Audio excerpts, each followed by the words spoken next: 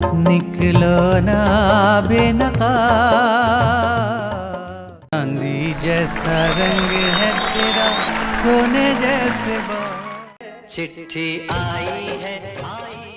एक ऐसी आवाज जो रूमानियत का समंदर भी बनी और दर्द का दरिया भी। सुना न छुपा कर। एक ऐसा गायक जिसने आम लोगों को गजल की दुनिया से रूबरू कराया। इनकी गजलें महबूबा की सुंदरता में चार चांद लगाने के काम आती थीं। तू जिसको मिल जाए वो हो जाए माला। तो वहीं दर्द में डूबे आशिक के दिल को तसल्ली देने का काम भी करती थीं। इश्क और शराब को मिला कर पियो। वो गायक जिसके शो से शाहरुख खान जैसे सुपरस्टार को पहला ब्रेक मिला। हाथ में शराब है सच बोलता। कैसे देशभक्ति का एक गीत गाकर जमींदार परिवार का एक बेटा गजल गायकी का सरताज बन गया। तरफ उसका घर एक तरफ मैं कदा। 15 साल तक इन्होंने संघर्ष किया और जब इनका संघर्ष खत्म हुआ तो इनकी एक गजल ने रातों रात इन्हें मशहूर बना दिया। खाने से जराब से साकी से जाम। नमस्कार, आज के एपिसोड में हम बात करेंगे मशहूर गजल गायक पंकज उधास की।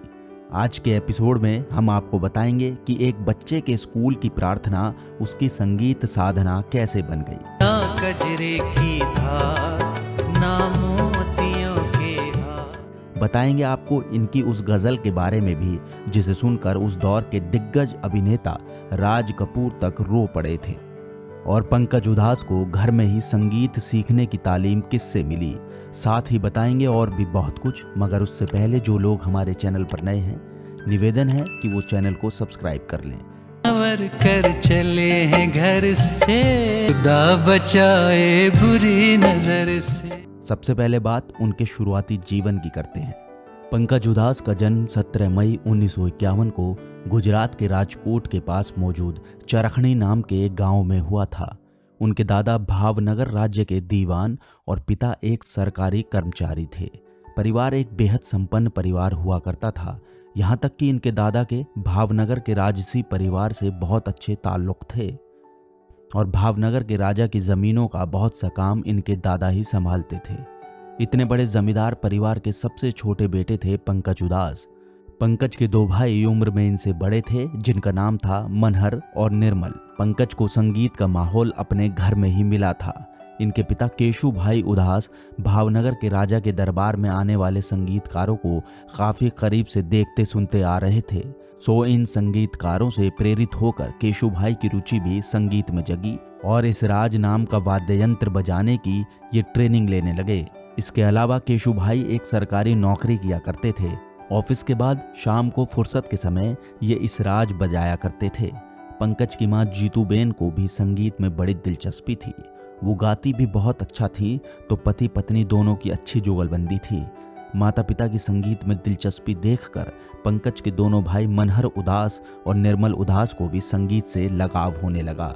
ऐसे में पूरे परिवार में संगीत का एक अच्छा माहौल बन गया। आहिस्ता कीजिए बातें, धड़कने कोई। पंकज के बारे में कहा जाता है कि वो गायकी को कभी अपना पेशा नहीं बनाना चाहते थे, लेकिन परिवार के सभी लोग जब एक साथ बैठकर संगीत साधना किया करते तो पंकज की भी धीरे धीरे संगीत में दिलचस्पी होने लगी और धीरे धीरे वो समय के साथ इसमें ढलते चले गए। पंकज उधास की गायकी का सफर इनके स्कूल की एक प्रार्थना से शुरू हुआ था। वो स्कूल में सुबह की प्रार्थना का गीत गाते, जिससे उनके टीचर काफी खुश रहते। इसी दौरान भारत और चीन के बीच युद्ध छिड़ गया और लता मंगेशकर का गाना ए मेरे वतन के लोगों घर घर में काफी मशहूर होने लगा। पंकज उधास ने भी इसी गाने को अपने स्कूल में एक परफॉर्मेंस में गाया, जिसे वहां मौजूद दर्शकों ने इतना पसंद किया कि किसी ने इन्हें 51 रुपए इनाम दे दिया। संगीत से इनकी ये पहली कमाई थी। उस उम्र में ये इनाम मिलना पंकज की हौसला अफजाई के लिए काफी था और जब ये कॉलेज में पहुंचे तो उन्होंने तबला बजाना शुरू कर दिया। चुपके चुपके सखियों से वो बातें करे। ऐसे में पंकज के माता पिता ने उनका दाखिला राजकोट में संगीत अकेडमी में करा दिया। जहां वो संगीत की तालीम लेते रहे। साथ ही ग्वालियर घराने के गायक नवरंग नागपुरकर से भी ट्रेनिंग लेना शुरू कर दिया। ग्रेजुएशन की पढ़ाई के दौरान पंकज को एक एयर होस्टेस से प्यार हो गया जिसका नाम फरीदा था। फरीदा से इनकी मुलाकात इनके एक पड़ोसी के जरिए हुई। फरीदा एक पारसी परिवार से ताल्लुक़ रखती थीं। पहले इन दोनों की दोस्ती हुई, फिर जल्दी ही ये प्यार में बदल गई। पंकज के घर वाले तो इस रिश्ते के समर्थन में थे, पर फरीदा के परिवार वाले बेटी की शादी एक पारसी परिवार में ही करना चाहते थे। फरीदा के पिता एक रिटायर्ड पुलिसकर्मी थे, सो पंकज उनके सामने जाने से घबराते थे।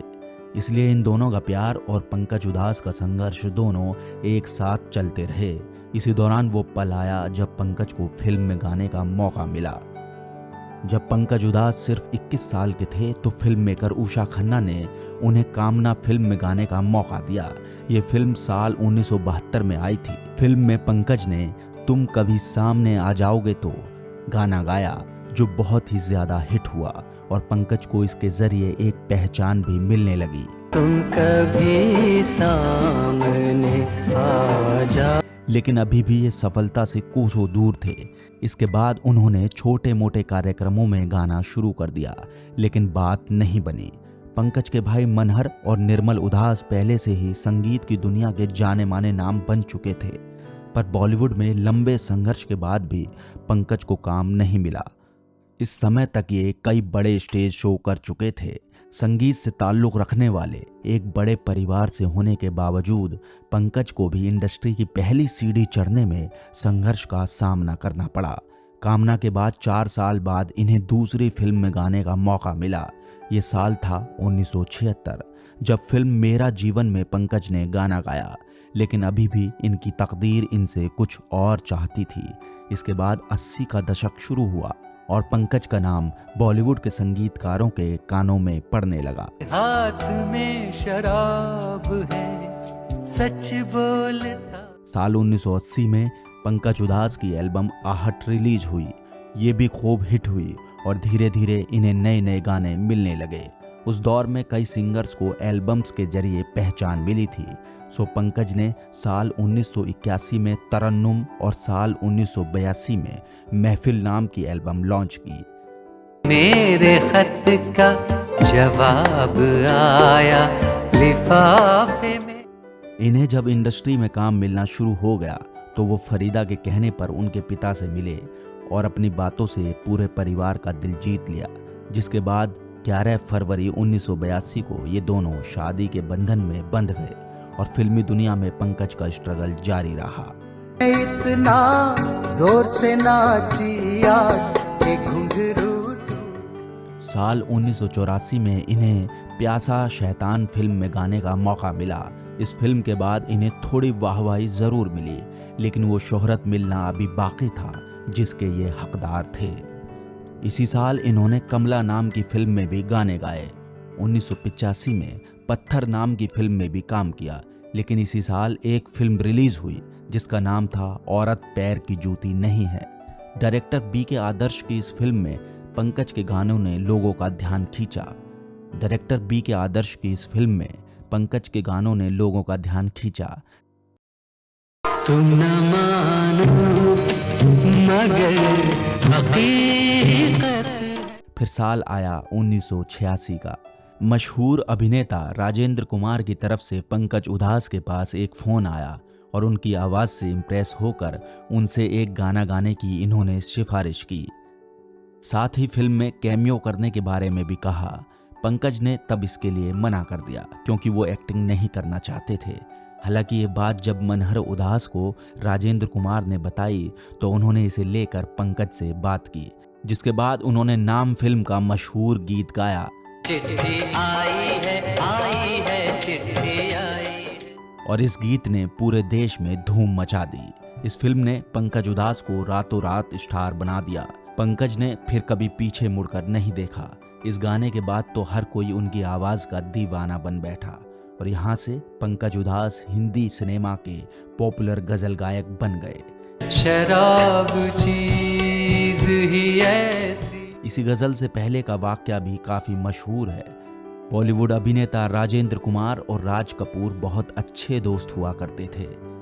जब चिट्ठी आई है गीत को तैयार किया गया तो एक दिन राजेंद्र कुमार ने राज कपूर को डिनर पर अपने घर बुलाया। इसके बाद इस गाने पर चर्चा होने लगी। डिनर के बाद राजेंद्र कुमार ने राज कपूर को ये गाना सुनाया तो राज कपूर जोर जोर से रोने लगे। वो इतना रोए कि उन्हें रोकना मुश्किल हो गया। ये कहानी फिल्म इंडस्ट्री में काफी चर्चित है। सात समंदर पार गया तू। गजल गायकी से पंकज का प्यार यहीं से परवान चढ़ा और फिर पंकज उदास ने इसके लिए उर्दू सीखी और एक के बाद एक कई मशहूर गजलें गाईं और 65 से ज्यादा फिल्मों में गाने गाए और धीरे धीरे वो बॉलीवुड में गजल गायकी में एक बड़ा नाम बन गए। दुख सुख था एक सबका, अपना हो या बेगाना। पंकज उदास के बारे में एक रोचक बात शायद ही आप जानते हों और वो ये कि शाहरुख खान को अपनी पहली सैलरी पंकज उदास के ही कॉन्सर्ट में मिली थी। उसमें काम करने के लिए शाहरुख को 50 रुपए मिले थे। एक्टर जॉन अब्राहम को भी पहला ब्रेक पंकज ने ही अपनी गजल में दिया था। उसका आदाब आया यूं मेरे खत। पंकज उदास की गजल से ही एक्ट्रेस समीरा रेड्डी को भी पहला ब्रेक मिला था। आहिस्ता कीजिए बातें धड़कने। गजल और गानों के साथ भजन गायकी में भी पंकज उदास ने कमाल किया और कई भजन हमेशा के लिए अमर कर दिए। पंकज उदास गायकी की दुनिया का एक ऐसा सितारा बन गए कि आज भी उनकी गजलें और गीत लोगों के दुखों पर मरहम लगाने के काम आते हैं। अपनी शानदार गायकी की बदौलत पंकज उदास को कई पुरस्कारों से भी नवाजा जा चुका है। साल 2006 में पंकज उदास को उनकी बेहतरीन गायकी के लिए पद्मश्री अवार्ड दिया गया। साल 2024 में सांस लेने में तकलीफ होने पर पंकज उदास को मुंबई के ब्रीच कैंडी हॉस्पिटल में एडमिट कराया गया, जहां कुछ दिन इलाज चलने के बाद 72 साल की उम्र में इन्होंने दुनिया को अलविदा कह दिया। इस दिन से जुदा वो हमसे हुए। पंकज उदास के जाने से संगीत जगत में जो खालीपन आ गया है उसे कभी भरा ही नहीं जा सकता। पिला दे साक़िया पैमाना पैमाना। पंकज उदास की कौन सी गजल या गीत आपको सबसे ज्यादा पसंद है, आप हमें कमेंट करके बता सकते हैं। और अगर आपको हमारी ये पेशकश पसंद आई हो तो इसे लाइक जरूर करें और अपने दोस्तों के साथ भी शेयर करें।